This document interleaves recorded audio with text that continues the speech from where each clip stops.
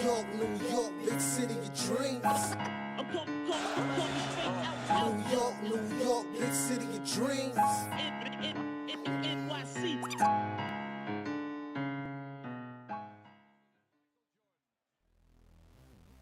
What's going on? This is Jay Ellis from Knick of Time Show. Here, give you that Knicks talk just in the nick of time, and it's time to talk about another Knicks loss. The Knicks lost another game in a row. We lost to the Clippers, 95 to 105.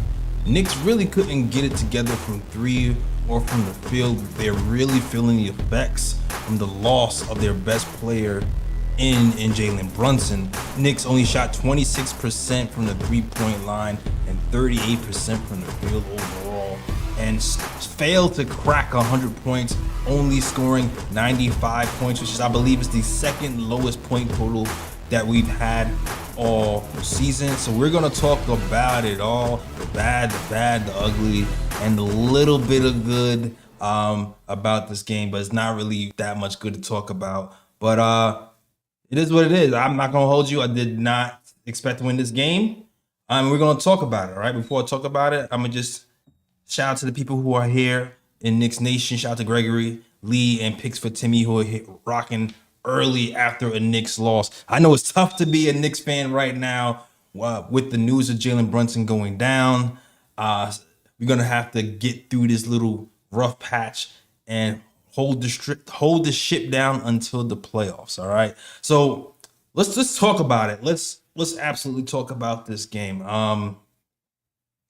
Now, the reason why I did not expect to win this game is because this is the absolute worst case scenario after the game we had last night. We have a team who played an extreme amount of minutes in overtime with the Lakers the night before. We lost our best player in Jalen Brunson, and the very next night we have to play a Clippers team who's, they're starting to pick up a little bit, not the best team, but James Harden and those guys are playing well, and they're getting their stars back.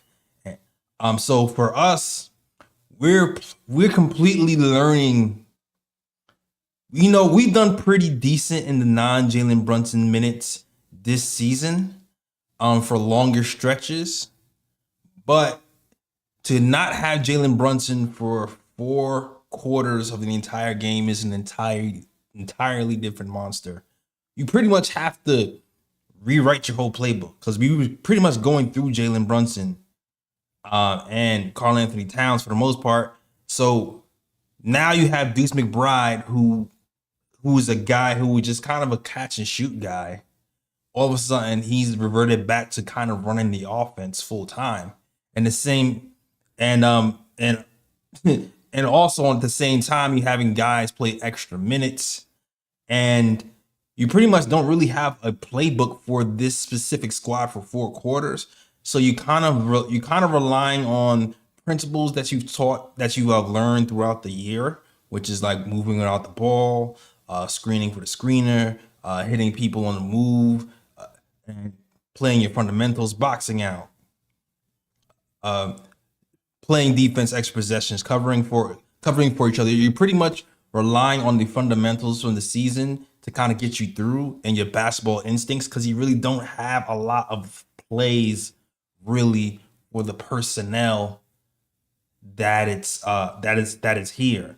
So all in all, the Knicks kind of even being in this game for 4 quarters, I can't really, I'm not mad at it. I'm not really mad at it. The real work to me from this team moving forward is going to be after this game, where they actually get into a practice. They have to actually open up a new playbook and implement other systems for this specific personnel. So I guarantee you that Tibbs is going to have to be working on that, and the Knicks are going to have to figure out a new way to run the offense. And it's kind of going to start. And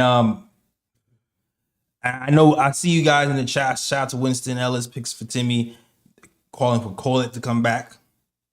Calling for Kolek to come back. Campaign. Kolek to me still is the natural point guard. I still don't see Kolek leapfrogging Campaign in minutes and running the team.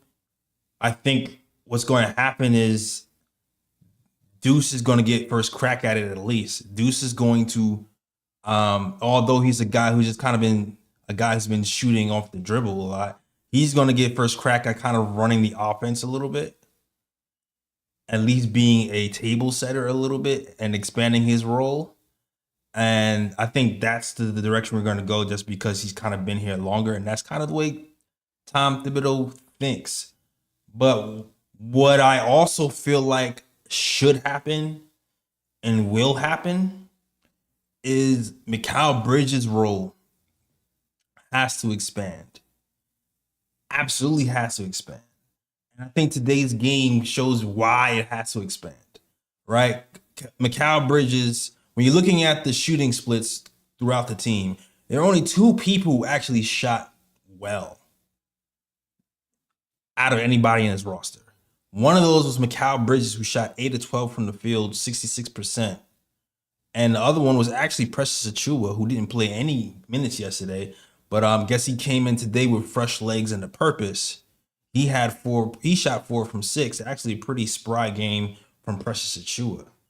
But when it comes to Mikal Bridges, this is kind of why we got Mikal, right? We got Mikal because, you know, he's a guy who can play different type of roles depending on what you need from him.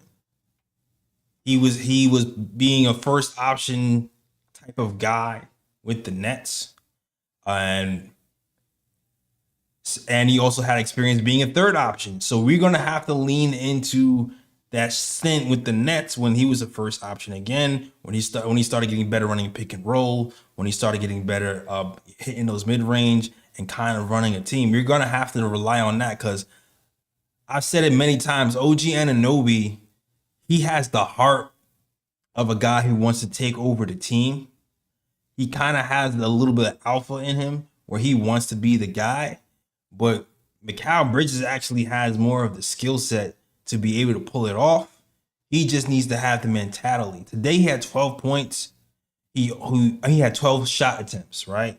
The shot attempts that he got really came when with the second unit. It came after he got away from the first unit again, which is interesting because now that Jalen Brunson isn't here and you have Karl-Anthony Towns and OG Anunoby, you can absolutely step up and take some shots with those guys.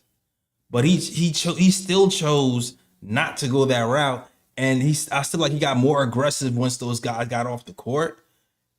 And we need him to be aggressive while he's sharing the court with them. So for me, the direction they should be going is, even though Deuce McBride might be the point guard, I feel like Mikal Bridges might have to do some point guard work as well. I feel like Mikal Bridges, Karl-Anthony Towns, pick and roll should absolutely happen. Absolutely, that should be spammed for sure. I feel like a 2-man game between Mikal and Cat should happen. I feel like Cat even getting the opportunity to pass the ball more at the top of the key, having Mikal run over some screens, running through screens, and getting the ball and making decisions out that way on the move absolutely has to happen.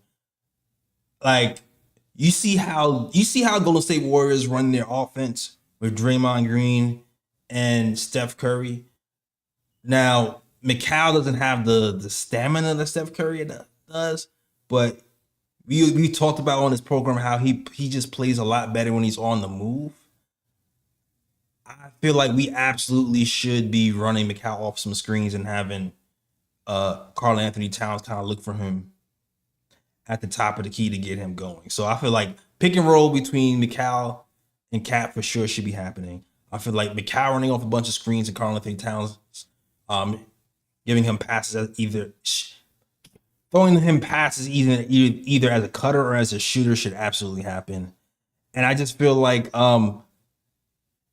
even the post ups, man. We've gone away from the Macau post ups in certain mismatches. Like that used to be a staple early on in the season. I think we need to feature that more as well. I feel like Macau had 12 shots today. He should have like 18.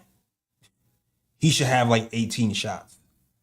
I do feel like we need to have more of a Macau centric offense and get a hierarchy going.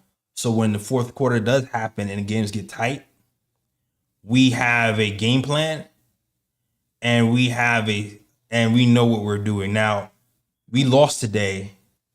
And we didn't have a chance to implement any of that, but we didn't have any practices. But I think if we went that direction moving forward, I think in the long run, I think it'll help Macau and this team in the long run. You know, help him find his aggressiveness, help him find his rhythm, and help him find his alpha because he has the skill set. He's the most skilled guy on the floor for us. We just need to unlock it. And funny enough, you know, I know a lot of people have problems with Tibbs, but Raw Hebrew said it himself. Tibbs does a lot of his best coaching when he has less pieces. When we lost Randall last season and other pieces, that's when we kind of started to move into some Golden State type of offense when we had Jalen Brunson running off screens. So I can see something happening very similar with Mikal Bridges. So absolutely, to me, the key to getting this Knicks team into gear and not completely falling apart in the absence of Jalen Brunson is going to be through Mikal Bridges. Now, there's been a report on Jalen Brunson's injury. The report says that Knicks Jalen Brunson suffered an ankle injury, as you guys know from yesterday. They will be reevaluating his ankle in 2 weeks. To me, reevaluating doesn't mean he's going to be healthy. They're just going to look at it. So I'm not sure if they're playing games with the verbiage just so they can buy him some more time and really he'll be out 3 weeks or 4 weeks, or if they really believe he can be healthy in 2 weeks. The way his ankle looked, I would be shocked if he's back in 2 weeks, to be honest with you. So I think it's more of a buy time thing and it's going to be a little bit longer. That's just my guess. I'm not a doctor. I don't have any inside information. That's just my guess on the situation. And me personally, I had a lot of ankle injuries myself, and they usually take about 2 weeks to a week. But I've never had anything that looked that bad, so I would just assume it would take longer than 2 weeks. You know what I'm saying? So yeah, that's where I'm at with it. Hold on a second. TikTok. Where's my TikTok people at, yo? Where is my TikTok people at? I know I'm streaming. Salute to the chat though. Thank you guys for rocking with me. Other parts of this game that I actually want to touch on. The defense was pretty good for the most part, I will say. But there were some issues. And once again, it kind of starts it's like beating a dead horse, man. I swear I don't want to talk about this every post game, but it's just so glaring. I have to keep talking about it. Karl-Anthony Towns' defense is still not up to par. Breaking news. I know that's a shocker. Karl-Anthony Towns' defense is not up to par. All right. Zubac was looking like freaking Hakeem Olajuwon out there for the first quarter of the game. The way he was posting and toasting Karl-Anthony Towns with left hooks, right hooks, spin-the-roonies. He was cooking that man. I was like, man, is the Zubac worth $60 million? Because the way he was playing, I would have thought he was in the All-Star game.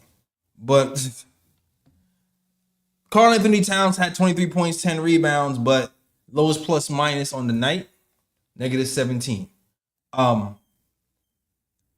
I know I talked extensively about Mikal Bridges having to step up. Karl Anthony Towns is going to have to go back to the MVP level player that he was before the All-Star break for us to have any chance of keeping this thing afloat. And also, he's going to have better defensive showings as well. The thing is, it's funny. Zubac started to go off in the post, and I already knew exactly what was going to happen right after that. I knew once that happened, the Knicks were going to have to double from somewhere, and the threes will start drop, and the threes from the Clippers will start dropping because the Knicks are going to have to help from the corners. And lo and behold, Knicks had to help. Threes stopped dropping. So it's like when we talk about what Mitch does for this team or what a defensive center does for this team and how that affects your three-point shooting, today was a prime example about how bad defense in the paint can affect your three-point shooting. Because now your wings have to help. Now you have corner threes open for no reason. On top of that, matching up in transition was a situation as well. We had to clean that up. But overall, though, I still feel like our defense actually held up pretty well. They only scored 105 points. I do feel like we had multiple efforts on defense. The only real thing I would say is we did not finish off defensive stances, kind of similarly to what was happening with the Lakers, where we played great defense, fly around the place, and then the Clippers would get an offensive rebound. The Lakers would get an offensive rebound. The same thing happened tonight with the Clippers. We would fly around on defense, and the Clippers would get an offensive rebound and key points of the game. And that kind of helped us put it away. So, but I kind of feel like maybe a lot of that had to do with maybe we ran out of gas. I'm not sure. It was a back-to-back. Josh Hart, in particular, he did play with 45 minutes tonight after he played in overtime the game before. I wish we didn't do that. We had Precious Achiuwa, who only played 16 minutes, was actually playing really well. I know all hands are on deck, and Tibbs wants to win the game, but the way Precious Achiuwa was playing, I felt like maybe Precious could have cut into some of Josh Hart's minutes, just because you don't want to have a situation where, we're overextending Josh now because Jalen Brunson is injured, and then Josh Hart ends up being injured like 2 weeks from now. Like, that's what we don't want to happen. You know what I mean? So I wish Precious Achiuwa got some more minutes. Precious actually played well. He actually played well. He defended Zubac well. He shot a couple of fadeaway shots, floaters. He blocked a shot. Precious played well. He only played 16 minutes. I think he could have pushed his minutes to 20, 25 at least. But yeah. Also, point guard position. Like, we just need help scoring in general. Deuce struggled last night, struggled today. He didn't really give us much. I think he shot 15% from the field. Today, didn't really give us much from three. When it comes to Deuce, I love how aggressive he is, but I think a trend is starting to form with Deuce when he decides to attack the basket. He's getting blocked a lot more at the rim, and I think he needs to be more aware of the people around him once he gets into the paint. I feel like Deuce kind of has to utilize the drive and kick more often than he does, especially in fast break situations, instead of just always going straight to the hole, because I kind of feel like the rate in which he's getting blocked is increasing as the season goes on and as there's more film developing on Deuce. So I would like them to augment his game with that a little bit. Also, it was noticeable that he had a little bit of trouble running the offense for stretches. Um, that's to be expected considering he's been playing a lot of off ball. This is the most on ball he's played for years. So it's going to take some adjustments for him to get to that. I know some people want Tyler Kolek. Me personally, I wouldn't mind throwing Tyler Kolek in this situation and seeing how he goes, how it goes with him, because I do feel like he's a special player who can set up people. But I feel like I kind of feel like in a weird way, Tibbs is gonna go with Deuce, not even just for this situation, but for the playoffs. Because it's like, all right, if you establish Deuce as a guy who can, right now he's a guy who can shoot off.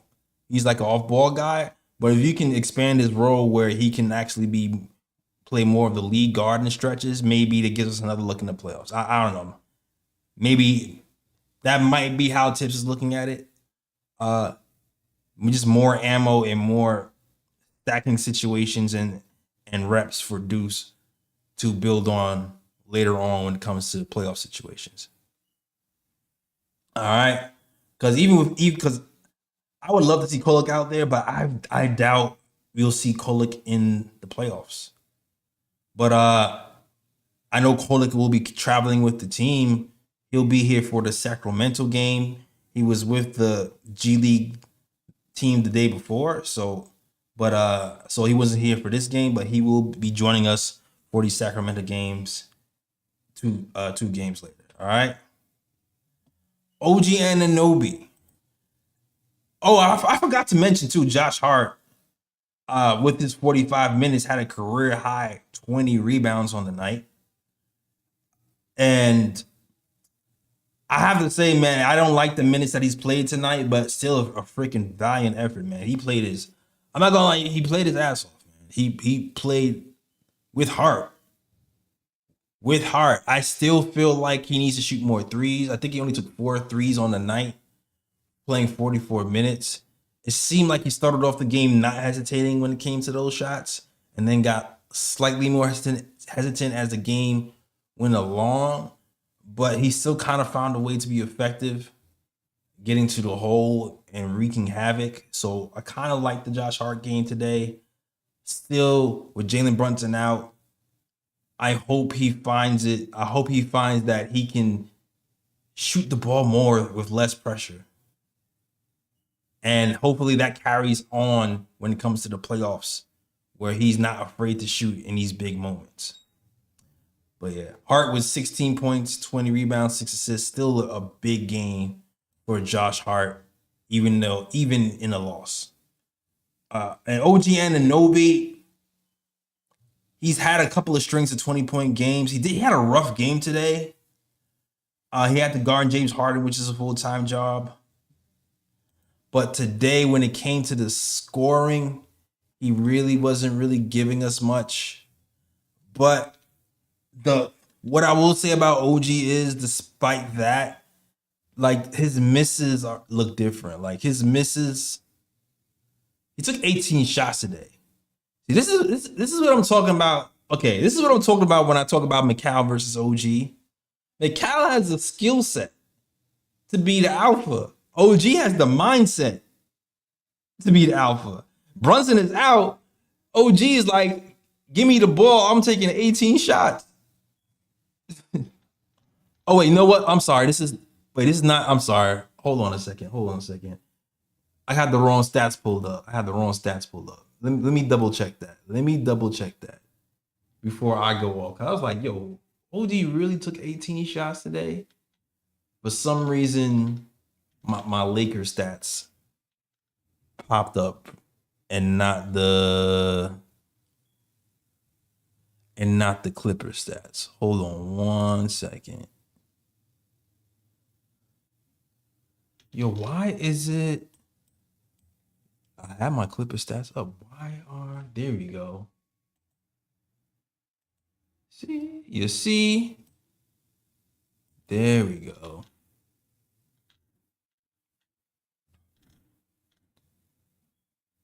Okay, OG Anunoby, 15 shots for OG Anunoby.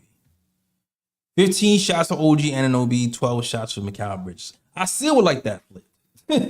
I still like that flip, man. Because like OG Anunoby had 15 shots in 36 minutes. Mikal Bridges played 42 minutes. Mikal played more minutes than OG Anunoby and took less shots and was more efficient. So my last statement still stands.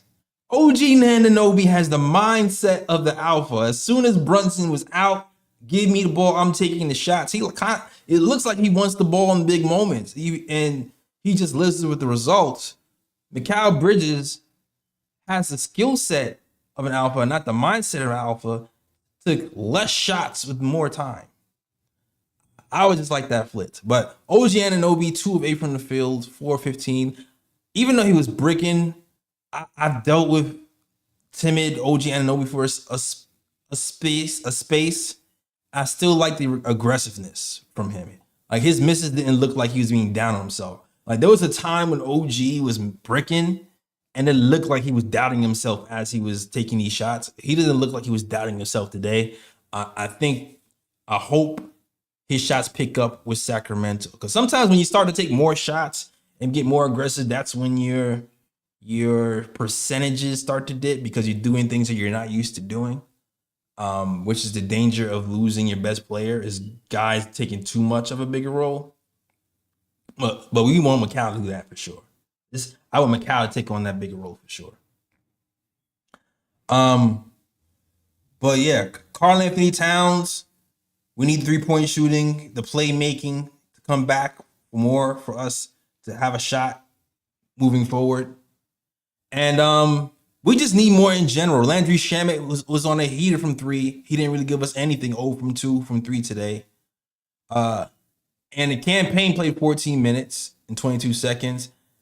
Actually, was a net 0. So I guess his defense did something. He only had 5 points, but was neutral, while most of the team was a negative. Take that for what it's worth. But yeah, no big revelations from this game today. I feel like the big revelations really come from the future of this team and where we're going from here and how we're going to develop our players and our playmaking style after a loss like this. All right.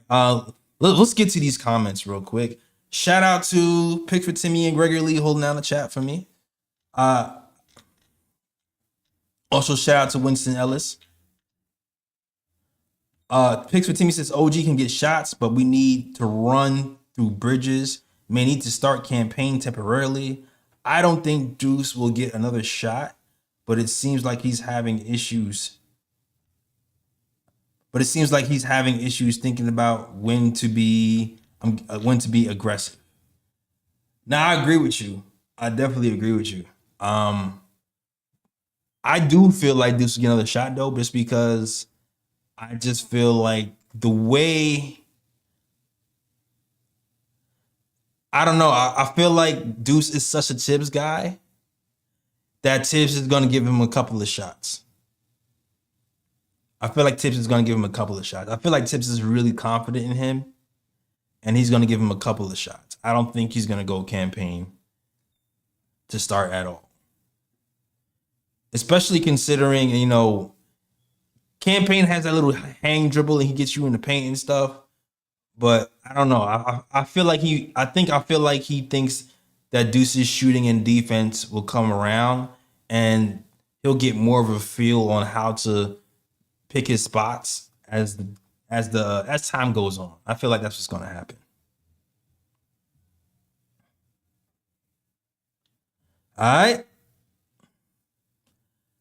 All right, yo. I don't have that much else to really talk about. Shout out to people in the chat who are watching. Shout out to Amiyano Cat Fan. Shout out to people on TikTok.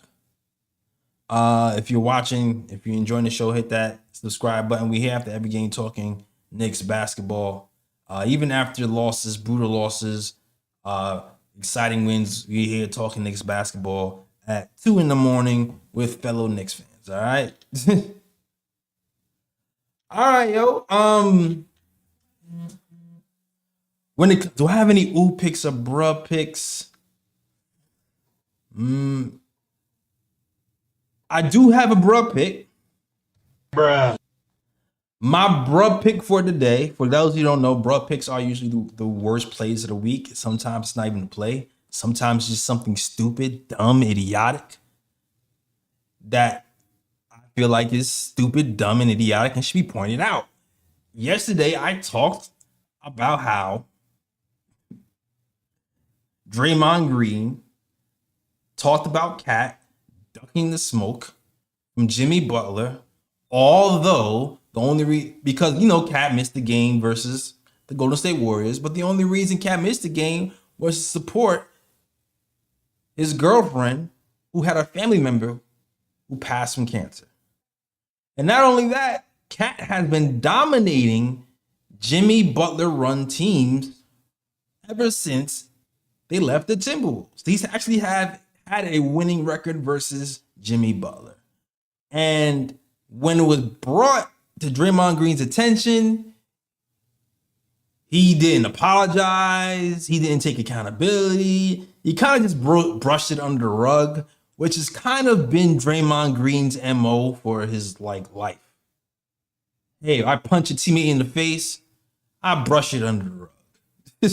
Hey, I kick somebody in the balls during a game, I brush it under the rug. I get suspended, I blame somebody else. That's kind of just been his MO. So I'm not surprised that he didn't kind of man up and be like, yo, my bad. He just doubled down on the bruh stuff. And that is why, once again, back-to-back bruhs on back-to-back nights for Draymond Green. Bruh. Gregory says Draymond has set us dark-skinned guys back 30 years. That's crazy. That's crazy. But yeah, Draymond is the old school, rough and tough. Yeah, man.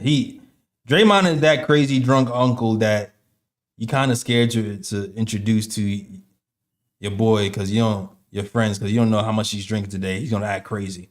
He's gonna act crazy sometime. He's gonna say something inappropriate, act crazy, and then you're gonna have to apologize. I'm sorry, man. Sometimes it just gets like this. Like, it's one of those situations. You know what I mean? Oh man. But salute to the chat. Yo, thank you guys for watching. Yo, yesterday, I'm not gonna hold you. I couldn't even open my eyes. I did a whole post game, half sleep. My eyes were closed most of the time. I was after working 7-hour shift, after traveling. I was boned. I was beat. I was so tired. I couldn't even form sentences yesterday. That post game. Woo. Even though tonight it started late too, I didn't have to travel into work, so I'm a little fresher. My brain's a little sharper. I'm a little bit more awake. So thank you guys for rocking with me yesterday. Hopefully I didn't sound too crazy yesterday trying to put together sentences as I was dog tired. I definitely appreciate the support and you guys rock with me. All right. Gregory says Uncle Draymond holding the red cup. That's a fact. That is a super fact. But I'm going to keep this show short and sweet, man. Nothing too much to break down. I would imagine the Knicks Sacramento game, there will be a lot more to break down, because I would think that the Knicks would actually have a practice and have more of an offensive scheme to run through for the Knicks Sacramento game. So stay tuned. Hopefully the Knicks can put together some wins. We're not a team that's used to losing a bunch of games. I've heard the announcers talk about the strength of schedule. We're like middle of the road in terms of strength of schedule. So if we hopefully we're able to hold down the fort and find our footing and lean on the skill sets of guys like Mikal Bridges and OG Anunoby and Deuce McBride and Karl Anthony Towns to put together some wins and hold down the fort for when Jalen Brunson returns. All right. So that is the show, guys. Short and sweet. Thank you guys for watching. Yo, shout out to my guy. Tell him. Shout out to Felicia Lee too. She says tough road trip so far. Yeah, you lose your best players. Tough road trip for sure. Is it too late to call in? Nah, it's not too late to call in. I got if you wanna get in here, you can tell him. I'll put up the link. I'll definitely put up the link. Give me a second.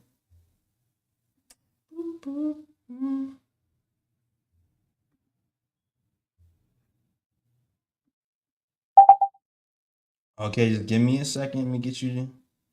Oh wait, the link is actually.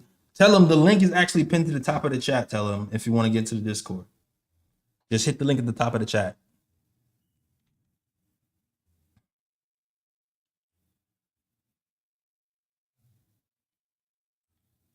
All right.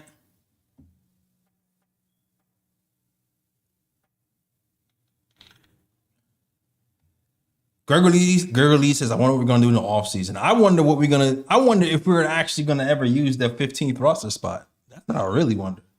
It's been a minute since I even heard some news on it. All this talk about TJ Warren joining, or maybe we should get PJ Tucker, or maybe Kiki should join. All the talk of all these people possibly joining the Knicks, and I heard nothing.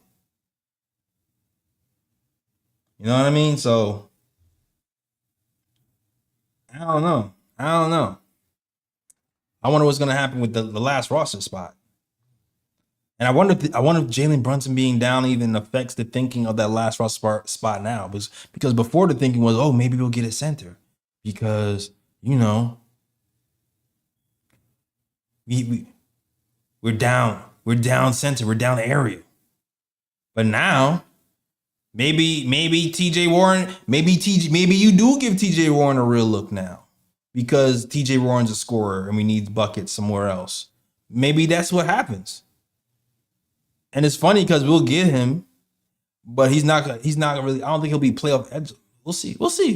No, two-way players aren't playoff eligible. But Ross, if he signed into a roster spot, he would be playoff eligible. So maybe we do get TJ Warren. Who knows? And he really starts to play now because we need some scoring. We'll see. All right, tell him I see you and bring you in, brother. Yo, tell him. You alive, man. You came just in time because I'm about to end that jammy, boy. Can you hear me? Tell him. Actually, something is wrong with my audio. What's wrong with my audio? Oh, I was on mute. Testing. I was on mute. Testing. Yeah, I can hear you. Testing, Kyotiso. Testing. I can hear you, but it looks like my audio isn't. Can you hear me, Kyotiso? Testing. You was good, boy. Can you hear me? Testing. Yeah, I can hear you. But damn it, I can tell myself. You. I'm gonna keep trying. Technical difficulty. Why is my sound not coming on? Why is my sound not coming on?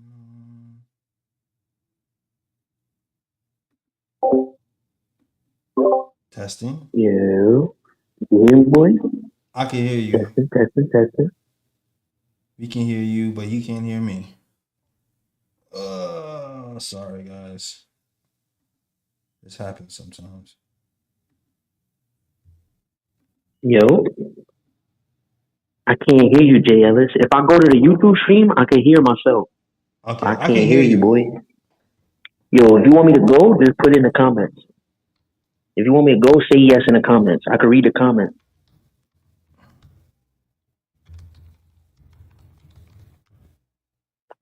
Just think, oh, I got you. What's good, JLS? What's good, KOT show? Boom. Check it out. So tonight, we got beat up a little bit by the LA Clippers. It is what it is. We already know we're going to have a tough stretch of games. You feel me? Because we ain't going to have no Jalen Brunson. They seen so far it's going to be 2 weeks. We're going to see what up. But to me, that ankle roll look crazy, boys. I don't know if it's only 2 weeks. It might be more than 2 weeks, but it is what it is. At the end of the day, we already know that we're going to be looking forward to having some of these players get a little bit nicer offensively.